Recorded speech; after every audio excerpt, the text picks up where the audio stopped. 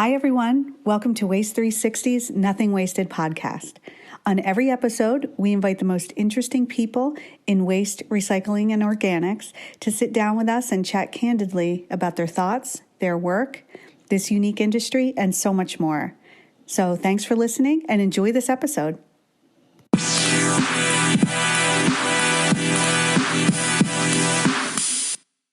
Hi, everyone. Enjoy this session. This was a recent keynote at our Global Waste Management Symposium in sunny Palm Springs, California. And just give a listen. It's James Little. He's Executive Vice President of Engineering and Disposal from Waste Connections. And he just has a ton to share. And the topic is how ESG, emerging pollutants, and new regulations are changing the face of landfill design and operation. And he goes into great detail about this and why it matters, especially since the majority of generated waste in North America still goes to landfill. So it really is a critical piece of the waste management infrastructure. But with that, he also talks about, with the heightened attention that everyone is paying to ESG, emerging pollutants like PFAS, and all the staffing and supply challenges that we're all facing right now. He gets into why company leaders need to really challenge the status quo right now. And also, while there are challenges, there's also opportunities that are ripe for us to take advantage of. So give a listen for yourself. It was really well received at the event, and we hope you enjoy it as well. Jim Little has been Executive Vice President of Engineering and Disposal of Waste Connections since July 2019. Prior to that, from February 2009 to that date, he served as Senior Vice President, Engineering and Disposal, also at Waste Connections.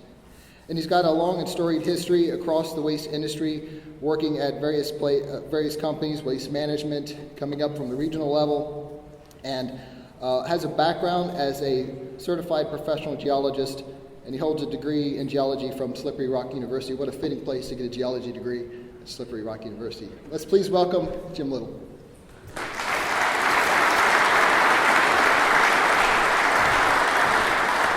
Good morning, everybody. It's really great to see everyone back here together again. It's been a couple long years. Mic problems, can you hear? Are we good?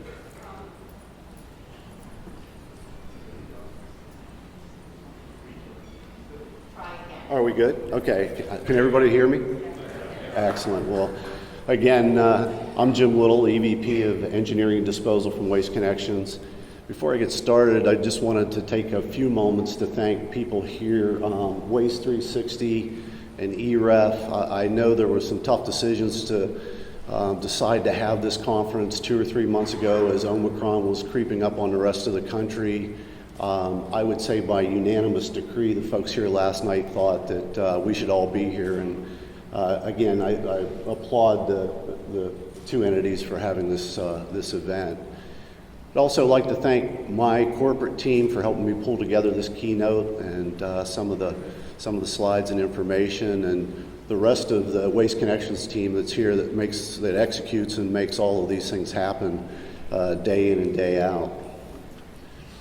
So as Brian said, I've been at Waste Connections for 22 years as a post-collections executive. Before that, I was at Waste Management and Chambers Development Company in a variety of engineering and operating roles. I was fortunate to get into the industry at a time of great change, right? It was when Subtitle D was coming and Title V was being fleshed out. And, there's been no greater opportunity or change in the industry since that time, since the late 80s into the early 90s. Folks in this audience, Greg Sikander, Dave Vladik, Kurt Shaner, all came into the industry at the same time. I've got to say that my friend Steve Menoff reminds me that he got in before all of us. That's Steve up on top. Steve, when the 70s get here, you're going to get fired for safety violations. And when you think back 36 years, you wonder where Brian Staley was. Well, Brian wasn't yet ready for prime time. But what a cute little guy, right? No, seriously. So Look, this keynote comes on the heels of a great speech by Tara Hemmer from Waste Management just 2 years ago, where Tara talked about the forces that were driving regionalization, not just in the landfills, but in the way that waste is managed. She talked about the influences of climate change, and particularly what Waste Management was doing around its ESG initiatives. Since Tara gave that speech, assets under management for ESG-related funds have increased from $1.6 trillion to $4 trillion and continue to grow as we speak. The interest from ESG investors and the investment community in general has gone up proportionally, right? We get questions literally at every conference, at every speaking session about what we're doing to address climate change, to lower our carbon footprint.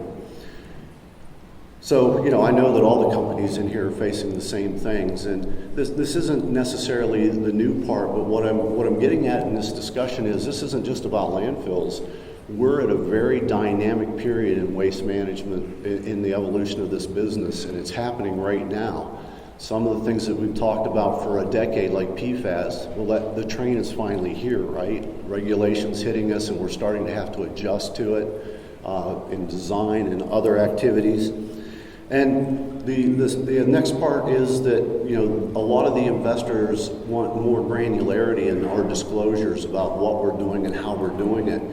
And that's going to require some uniformity around the disclosure process. So I do think in the next couple of years, whether it's SASB or whatever organization out there takes the lead, we're going to have a more uniform and more transparent disclosure of our ESG efforts, and I'll talk a good bit about that here today. For the engineers, practitioners, and policymakers in the room, I want to take the opportunity to focus in from the macro environment that Tara talked about to more specific things that we're doing to address the challenges brought on by climate change, emerging pollutants like PFAS, and the changing regulatory environment. This will be a little more of a roll-up-your-sleeves discussion about, not just about landfills, but about organics and about recycling too.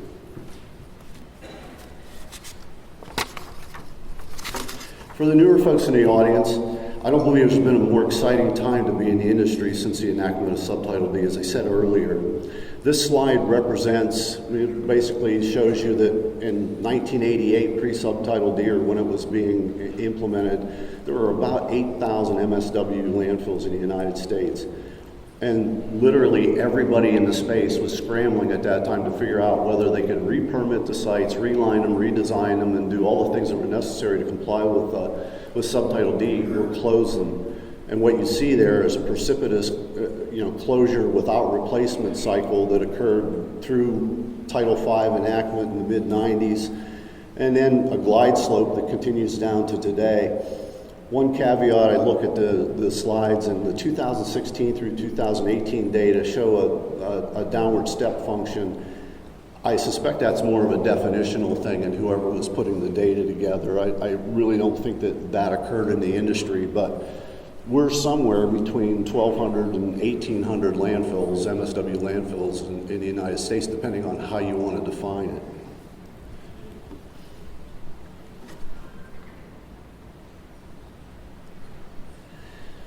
I will tell you that small rural market landfills are under enormous cost pressure right now.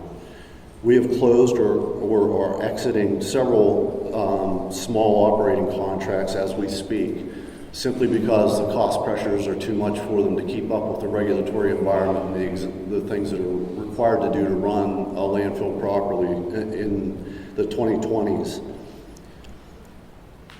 Conversely, from a macro perspective, I'll show you this slide.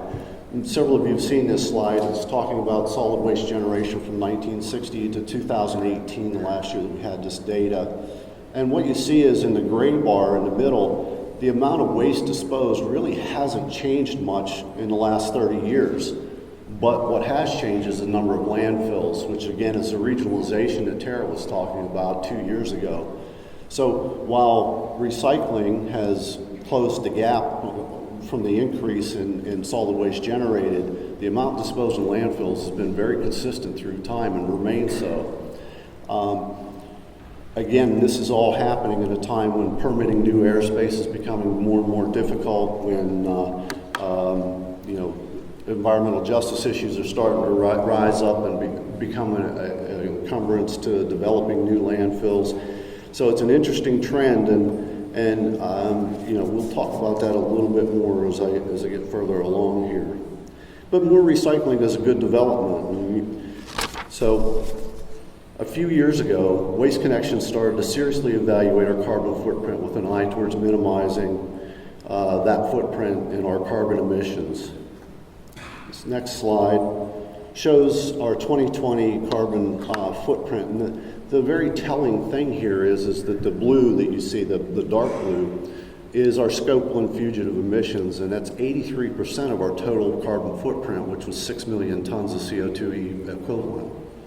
Only 16% came from our diesel fleet and from the heavy equipment that we run in our landfills and in our transfer stations and other facilities.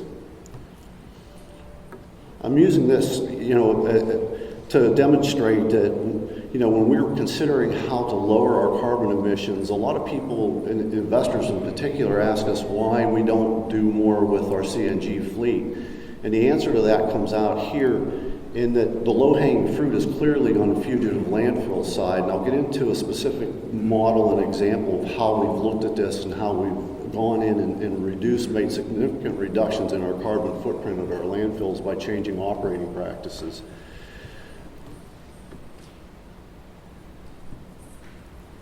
So when we decided to set forth on this, we put together an internal team to work with outside advisors and determine where we could make the biggest impact. And again, that's obviously in this Scope 1 fugitive emissions.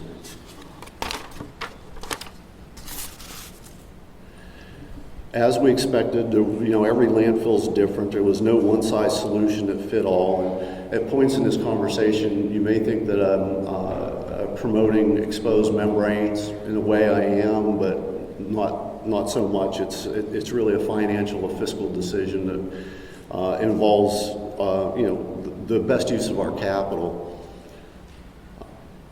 Our efforts over a couple of years yielded an 8% reduction in our Scope 1 emissions, even as our volumes disposed a number of landfills went up. Our initial efforts were certainly targeted at impactful options. So what I'd like to do is start to walk through an example of how we did that. And the first is an exposed membrane slide at our Seneca landfill in upstate New York. This is one of the biggest landfills in the country. We went in, I think we acquired the site in 2016 and immediately embarked on trying to ascertain where we would final close areas or final cap areas that had settled and put these geomembranes in where we had gas systems. Second slide is a similar slide of another slope at the site, but you can see the effect of having the exposed covers on there and the gas system.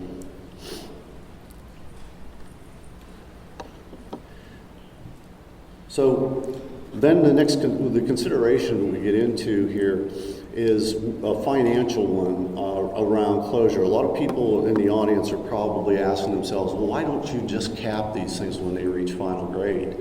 And the answer to that is that in many, many cases, and Seneca is a great example, we have a waste column that's 250 to 300 feet thick. That waste column will settle 20 to 30 or 40 feet over 2 to 5 years post-closure, and putting that cap on oftentimes results in us having to peel the cap back off to either retrofit and fix it or to refill the area that we had gained the airspace in. So this next slide, this is our Jed landfill in Florida, and one of the collateral benefits of the exposed geomembranes is limitation of leachate from stormwater intrusion. This landfill sits south of Orlando and gets roughly 60 inches of rainfall a year.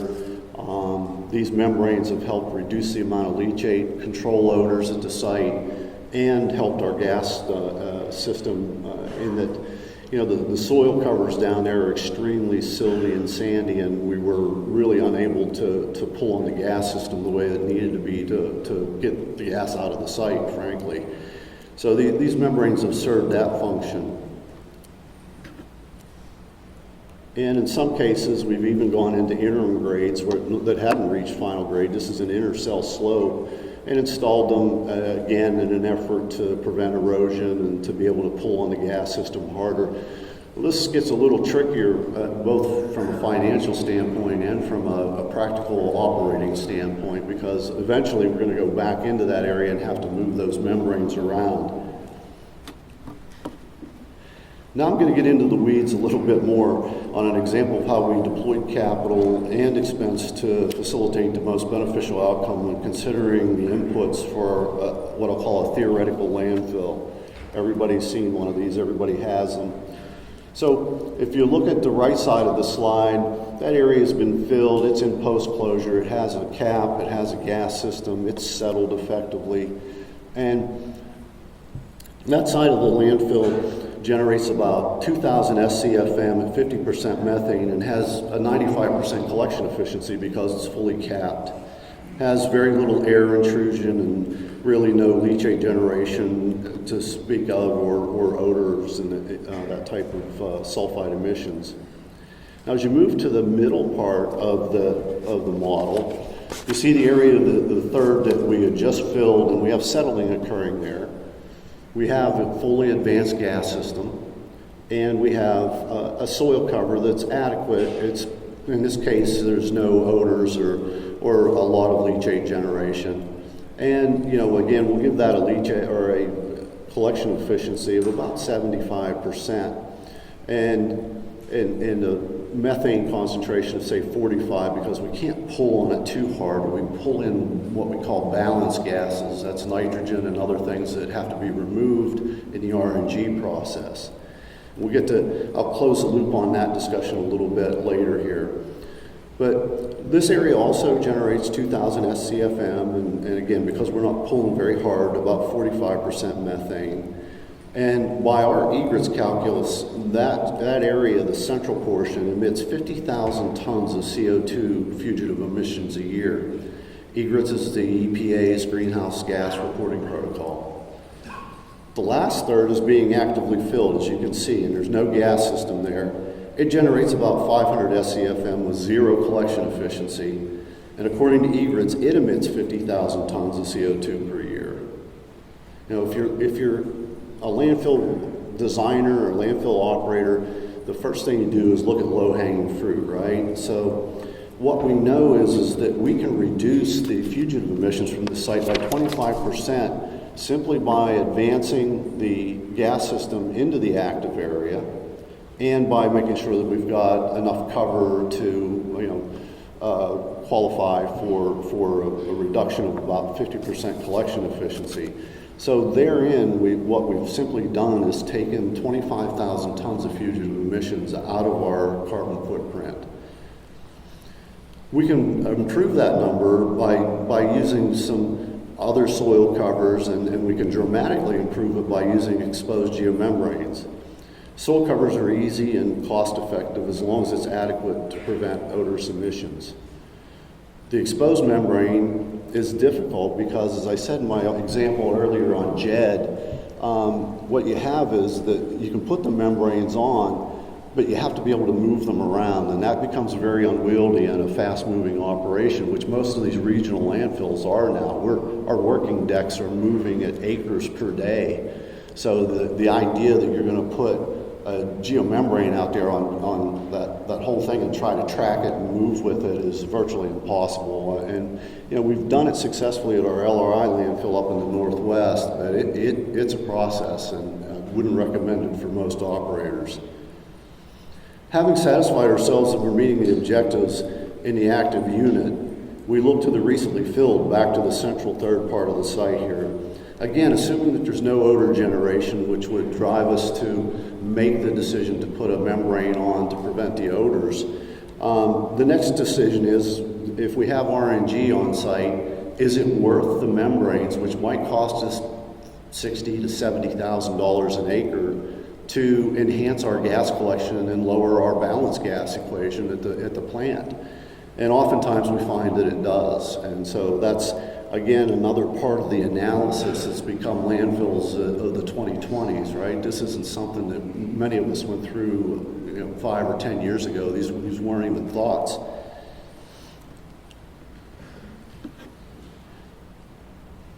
There's another consideration that I mentioned briefly earlier, and this is a very important one, especially as we talk about closing the loop here, which I'll do when I start to get into the PFAS discussion. Again, this is a JED site. This is another view of the membrane that you saw on an interface slope, on an intercell slope that will eventually be filled again. But the consideration here was twofold. What we did here was we put this in to keep leachate both from breaking out and from getting into the site. Again, the site gets over 60 inches of rain a year, so it was enormously wet to the point where it was causing dysfunction in the gas system.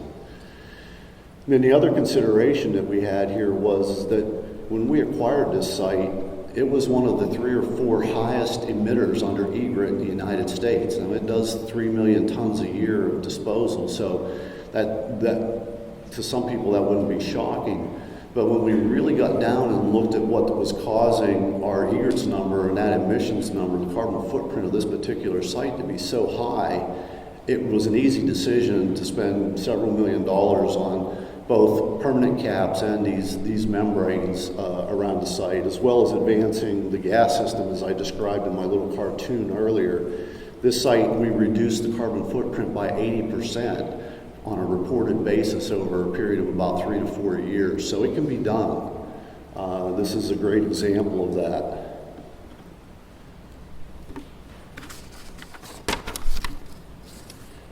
Now I'll transition into recycling a little bit here. This wasn't going to be just a landfill talk, although I know that many folks are very interested in the landfills, and we'll circle back to close the loop again on all the things that I'm going to try to cover here today.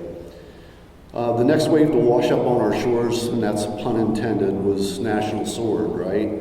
This is a point where China finally decided that it had had enough of baled waste being sent there and could no longer, handle the commodities that were being shipped overseas.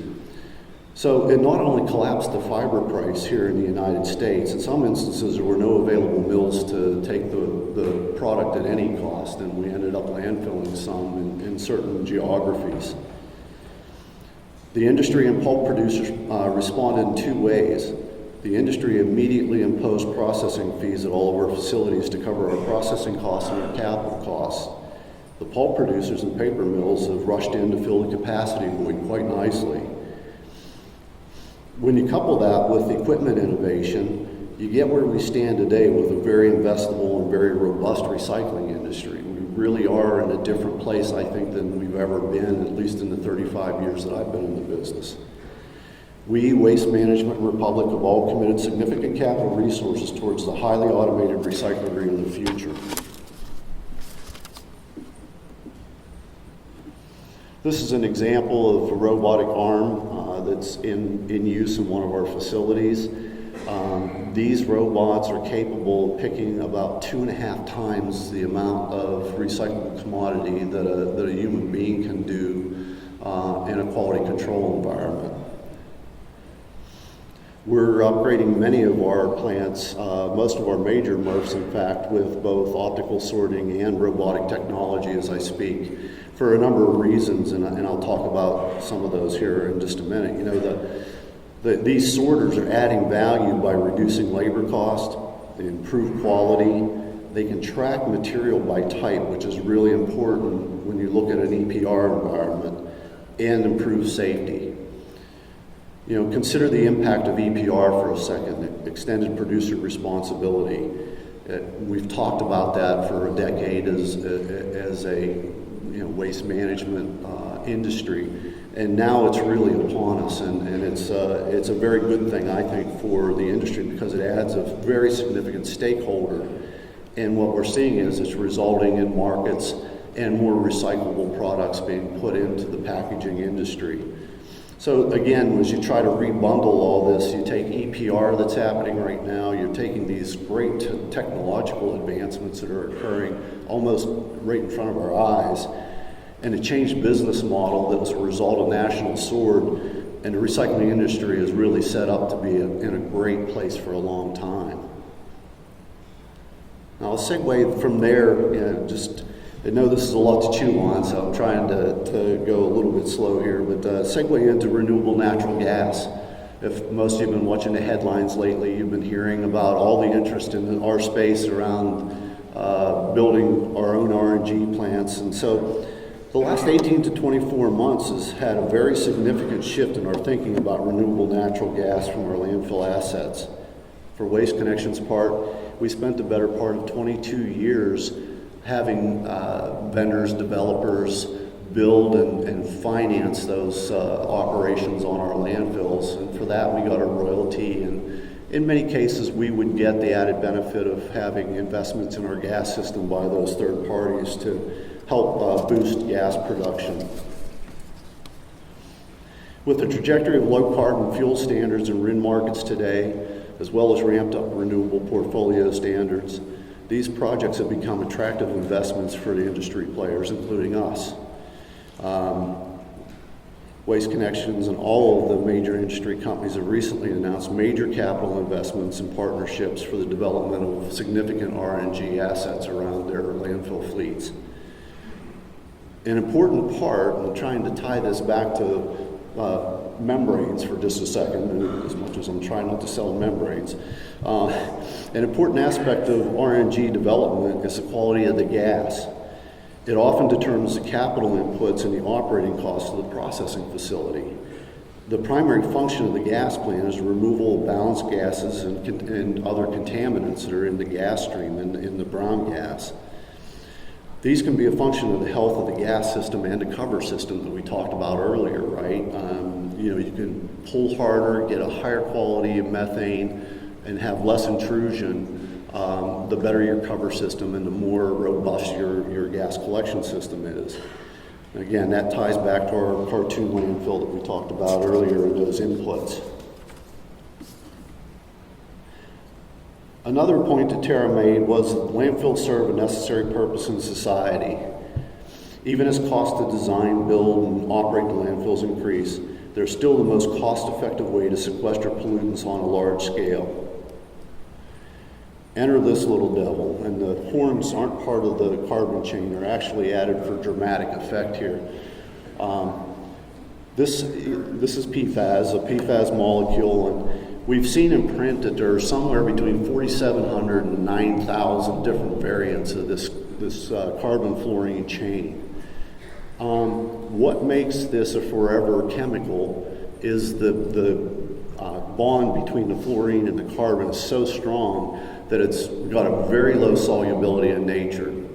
And so what happens is that by intent, this thing's designed to resist water, right? And it's in many, many products that we have and we dispose of daily in this country.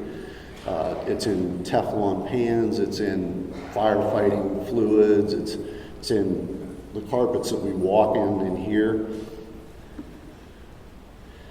So this next graphic shows some of the concentrations found in our food supply. This has been out there for a while, so it won't surprise any of you, but if you look at iced chocolate cake, it's 17,640 parts per trillion PFAS.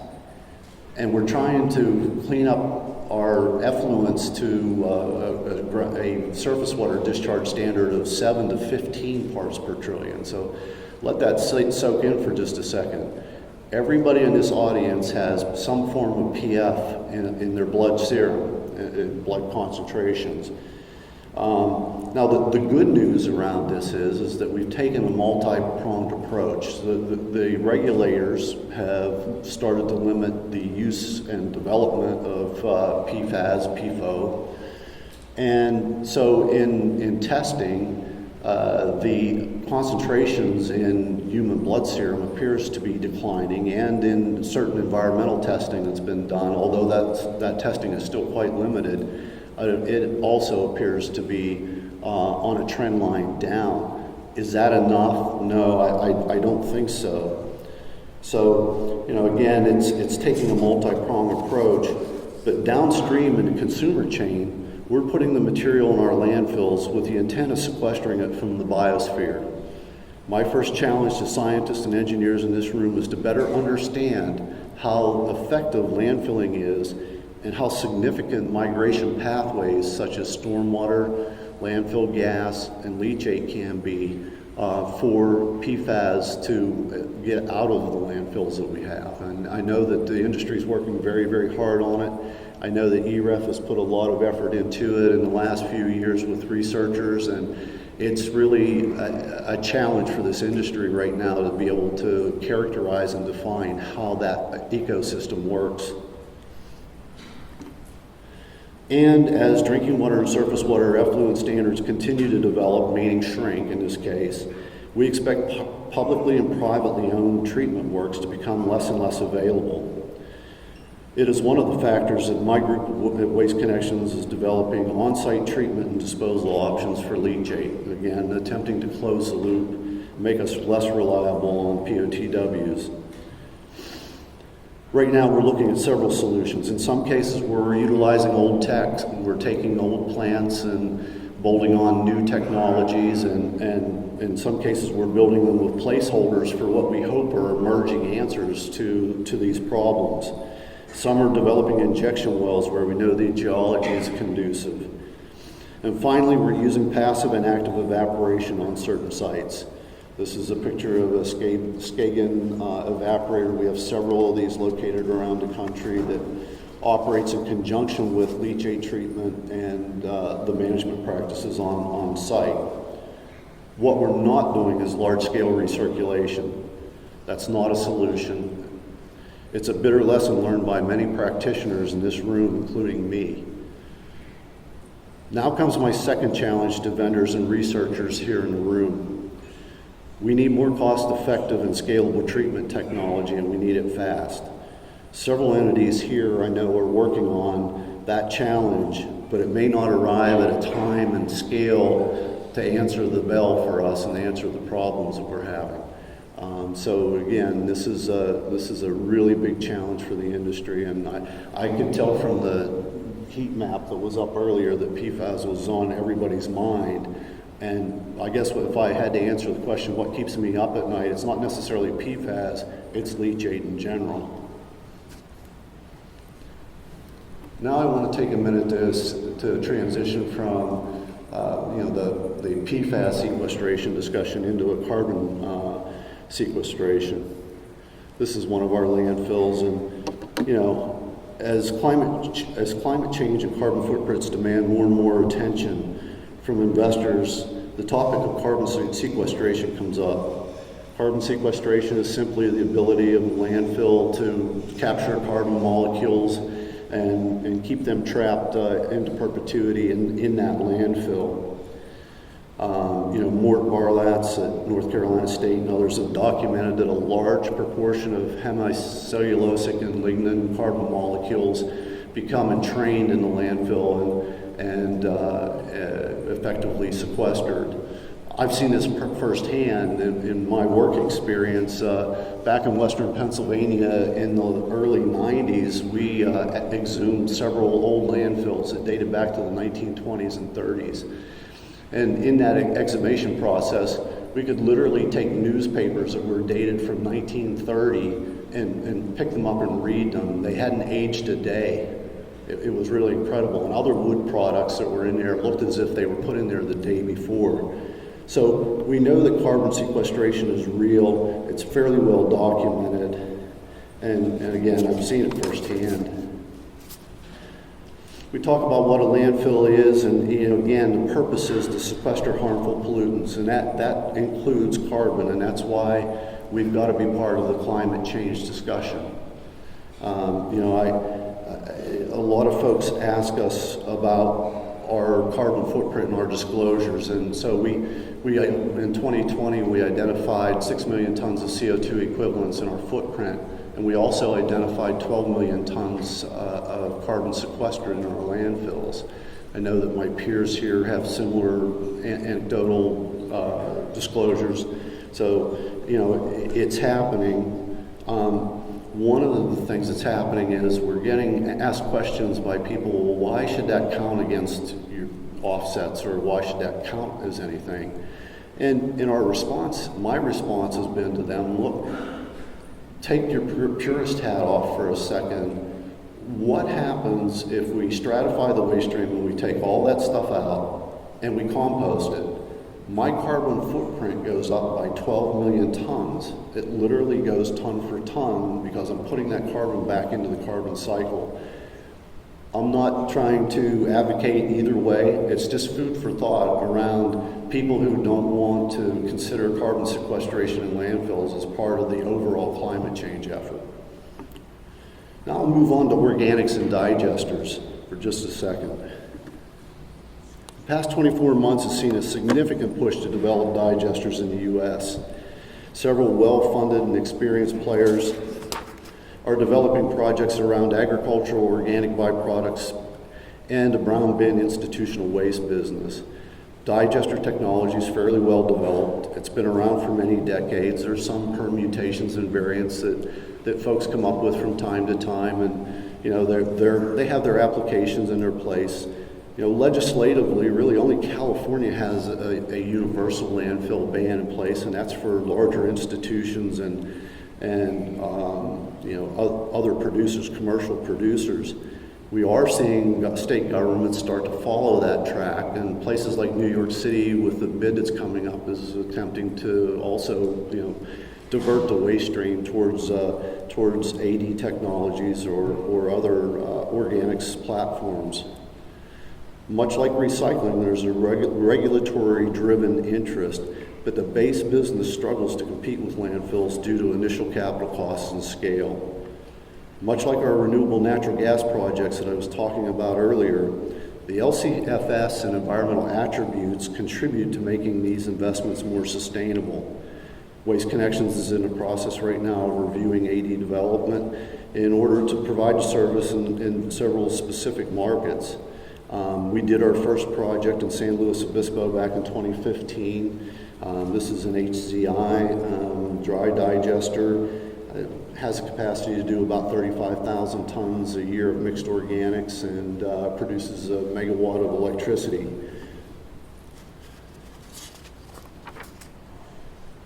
So in closing, I'll try to repackage this. I unpacked all of it, so let me try to put back a little bit of a vision of the future here. Now I'm going to warn you, the last time I tried to do this was in 1995 in Columbus at a SWANA conference. Back then I told an audience about this size that I thought landfills were going to become public utilities. So that was a serious swing and a miss. Now I'm 27 years smarter, right? So let me try this again. I think it'll continue to get harder to permit new airspace in existing sites. The implications of environmental justice and climate change regulations that are being layered on add complexity to an already very complex environment. These challenges in combination with regulatory and cost pressures will accelerate regionalization towards larger landfills. I see landfills being developed as gas production facilities, not managing methane as a byproduct, mainly through deploying synthetic covers and aggressive expansion of gas collection systems.